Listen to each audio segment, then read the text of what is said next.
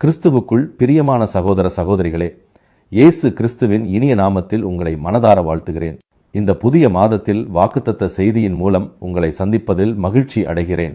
இந்த புதிய மாதத்தில் தேவன் 2 தீமோத்தேயு 1 அதிகாரம் 7 வாக்குத்தத்தமாக கொடுக்கிறார். தேவன் நமக்கு பயமுள்ள ஆவியை கொடாமல் பலமும் அன்பும் தெளிந்த புத்தியுள்ள ஆவியையே கொடுத்திருக்கிறார். பவுல் அப்போஸ்தலர் தீமோத்தேயுவை விசுவாசத்திலும் ஊழியத்தில் பலப்படுத்தும்படி எழுதிய நிருபத்தின் ஒரு பகுதி அந்நாட்களில் துன்புறுத்தலின் மத்தியில் நற்செய்தியை பிரசங்கிக்க தேவையாயிருந்தது. சுற்றியுள்ள பயமுறுத்தும் சூழ்நிலைகளில் அவரை பலப்படுத்தும்படி இந்த வார்த்தையை பவுல் சொல்லுகிறார். பயம் தேவனிடத்திலிருந்து வரவில்லை. தேவனிடத்திலிருந்து வல்லமை, அன்பு மற்றும் தெளிந்த மனம் வருகிறது என்று சொல்கிறார். பயம் எல்லோருடைய வாழ்க்கையிலும் வருகிறது. நாம் பயப்படும் போது அது நாம் முன்னோக்கி செல்லாதபடி தடை செய்கிறது. பயம் நம்முடைய காரியங்களை உற்சாகமாய் செய்யாதபடி நம்மை தடுக்கிறது. மோசே இஸ்ரவேல் ஜனங்களை தேவன் வாக்குத்தத்தம் செய்த கானான் தேசத்தை வேவு பார்க்கும்படி அனுப்புகிறார்.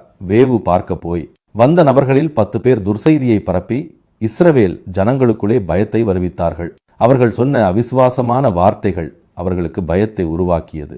அவனோடே கூட போய் வந்த மனிதரோ, நாம் போய் அந்த ஜனங்களோட எதிர்க்க நம்மாலே கூடாது, அவர்கள் நம்மை பார்க்கிலும் பலவான்கள் என்றார்கள். நாங்கள் போய்ச் சுற்றி பார்த்து வந்த அந்த தேசம் தன் குடிகளை பட்சிக்கிற தேசம்.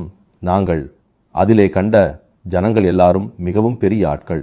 அங்கே ராட்சத பிறவியான ஏனாக்கின் குமாரராகிய ராட்சதரையும் கண்டோம். நாங்கள் எங்கள் பார்வைக்கு வெட்டுக்கிளிகளைப் போல் இருந்தோம், அவர்கள் பார்வைக்கும் அப்படியே இருந்தோம் என்று சொல்லி இப்படி இஸ்ரவேல் புத்திரருக்குள்ளே தாங்கள் சுற்றி பார்த்து வந்த தேசத்தை குறித்து துர்ச்செய்தி பரம்பச் செய்தார்கள். எண்ணாகமம் 13:31-33. பயத்தின் விளைவு என்ன தெரியுமா? இஸ்ரவேல் ஜனங்கள் மோசேக்கு விரோதமாய் முறுமுறுத்தார்கள். எகிப்து தேசத்திலே செத்துப்போனோமானால் நலமாயிருக்கும், இந்த வனாந்தரத்திலே நாங்கள் செத்தாலும் நலம் என்றார்கள். நாம் ஒரு தலைவனை ஏற்படுத்தி கொண்டு எகிப்துக்கு திரும்பி போவோம், வாருங்கள் என்று ஒருவரோடொருவர் சொல்லிக் கொண்டார்கள். பயம் அவர்களுடைய வாழ்க்கையில் அவிசுவாசத்தை கொண்டு வந்தது. தங்களுடைய இலக்காகிய கானான் தேசத்தை அடைய முடியாமல் செய்தது. நம்முடைய வாழ்க்கையிலும் பயம் நமக்கும் வரும்போது நாம் தைரியத்தை இழந்து அவிசுவாசமாய் பேசுகிறோம். நாம் பயப்படும் காரியம் நடைபெறுகிறது. அப்படியே இஸ்ரவேல் ஜனங்கள் இந்த வனாந்தரத்திலே நாங்கள் செத்தாலும் நலம் என்று சொன்னபடி வனாந்திரத்திலே செத்தார்கள். நீ அவர்களோடே சொல்ல வேண்டியது என்னவென்றால், நீங்கள் என் செவிகள் கேட்கச் சொன்ன பிரகாரம் உங்களுக்கு செய்வேன் என்பதை என் ஜீவனை கொண்டு சொல்லுகிறேன் என்று கர்த்தர் உரைக்கிறார். இந்த வனாந்தரத்தில் உங்கள் பிரேதங்கள் விழும். உங்களில் 20 வயது முதல் அதற்கு மேற்பட்டவர்களாக எண்ணப்பட்டு உங்கள் தொகைக்கு உட்பட்டவர்களும் எனக்கு விரோதமாய் முறுமுறுத்திருக்கிறவர்களுமாகிய அனைவரின் பிரேதங்களும் விழும்.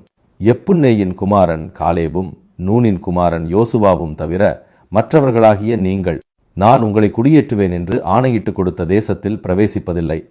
எண்ணாகமம் 14:28-30. நம்முடைய வாழ்க்கையிலும் நம்மை பயம் மேற்கொள்ள விடக்கூடாது. யோசுவா காலேப்பை போல தேவனுடைய வாக்குத்தத்தத்தின் மேல் விசுவாசமாய் இருக்க வேண்டும். பயத்தை உதறி தள்ளிவிட்டு விசுவாசமாய் நம்முடைய இலக்கை அடைய வேண்டும். ஆகையால் மேகம் போன்ற இத்தனை திரளான சாட்சிகள் நம்மை சூழ்ந்து கொண்டிருக்க பாரமான யாவற்றையும் நம்மை சுற்றி நெருக்கி நிற்கிற பாவத்தையும் தள்ளிவிட்டு விசுவாசத்தை வக்குகிறவரும் முடிக்கிறவருமாயிருக்கிற இயேசுவை நோக்கி நமக்கு நியமித்திருக்கிற ஓட்டத்தில் பொறுமையோடே ஓடக்கடவோம். எபிரேயர் 12:1. தேவன் நமக்கு பயமுள்ள ஆவியை கொடாமல் பலமுள்ள ஆவியை கொடுத்திருக்கிறார். நமக்குள் வாசம் செய்யும் பரிசுத்த ஆவியானவர் நாம் தைரியமாய் நமக்கு வரும் சவால்களுக்கு, இரட்சணைகளுக்கு, துன்பங்களுக்கு, உபத்திரவங்களுக்கு பயப்படாமல் இருக்க பலத்தை கொடுக்கிறார். அந்த பலன் நாம் விசுவாசத்தில் உறுதியாய் இருக்க செய்கிறது. இயேசு கிறிஸ்து உயிர்த்தெழுந்த பின்பு சீஷர்கள் யூதர்களுக்கு பயந்து காணப்பட்டார்கள்.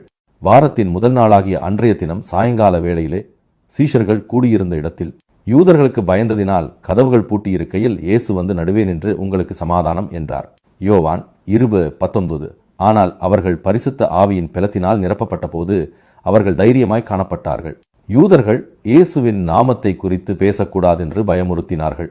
ஆனால் அவர்கள் பயப்படவில்லை. பரிசுத்த ஆவியின் பலத்தினால் தைரியமாய் இயேசுவை கர்த்தர் என்று அறிவித்தார்கள். கர்த்தராகிய இயேசுவின் உயிர்த்தெழுதலை குறித்து அப்போஸ்தலர்கள் மிகுந்த பலமாய் சாட்சி கொடுத்தார்கள்.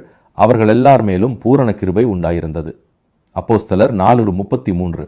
பரிசுத்த ஆவியானவர் உங்களை பலப்படுத்துகிறவர். பரிசுத்த ஆவி உங்களிடத்தில் வரும்போது நீங்கள் பலனடைந்து எருசலேமிலும் யூதேயா முழுவதிலும் சமாரியாவிலும் பூமியின் கடைசி பரியந்தமும் எனக்கு சாட்சிகளாயிருப்பீர்கள் என்றார். அப்போஸ்தலர் 1:8.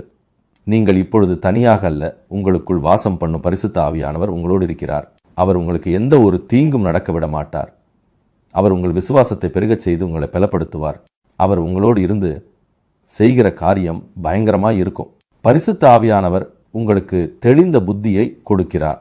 சாத்தான் எப்பொழுதும் நம்மை பயப்படுத்தி சோர்வுக்குள்ளாக்க குழப்பத்தையும் அதன் நிமித்தம் மன அழுத்தத்தை கொண்டு வருகிறான். ஆனால் பரிசுத்த ஆவியானவர் அத்தகைய சூழ்நிலையில் நமக்கு ஞானத்தையும் அறிவையும் சமாதானத்தையும் அருளுகிறார். உம்மை உறுதியாய் பற்றி கொண்ட மனதை உடையவன் உம்மையே நம்பியிருக்கிறபடியால் நீர் அவனை பூரண சமாதானத்துடன் காத்துக்கொள்வீர். ஏசாயா 26:3. எனவே எந்த ஒரு காரியத்திலும் அவசரப்பட்டு முடிவு எடுக்காமல் தேவனுடைய ஞானத்தை தேட வேண்டும். அவர் சமூகத்தில் அவருடைய ஆலோசனைக்காக காத்திருக்க வேண்டும். தேவனை மீறி உங்கள் பிரச்சனைகள் உங்களுக்கு எந்த ஒரு ஆபத்தையும் கொண்டு வர முடியாது. நீங்கள் பதட்டத்தோடும் பயத்தோடும் எடுக்கும் எந்த ஒரு முடிவும் உங்களுக்கு சமாதானத்தை கொடுக்காது. பரிசுத்த ஆவியானவரின் பதிலுக்காக காத்திருங்கள். நீங்கள் ஒன்றுக்கும் கவலைப்படாமல் எல்லாவற்றையும் குறித்து உங்கள் விண்ணப்பங்களை ஸ்தோத்திரத்தோடே கூடிய ஜபத்தினாலும் வேண்டுதலினாலும் தெரியப்படுத்துங்கள். அப்பொழுது எல்லா புத்திக்கும் மேலான தேவ சமாதானம் உங்கள் இருதயங்களையும் உங்கள் சிந்தைகளையும் கிறிஸ்து இயேசுவுக்குள்ளாக காத்துக்கொள்ளும். பிலிப்பியர் 4:6-7. கர்த்தராகிய இயேசு கிறிஸ்துவினுடைய கிருபையும் தேவனுடைய அன்பும் பரிசுத்த ஆவியினுடைய ஐக்கியமும் உங்கள் அனைவரோடும் கூட இருப்பதாக. ஆமேன்.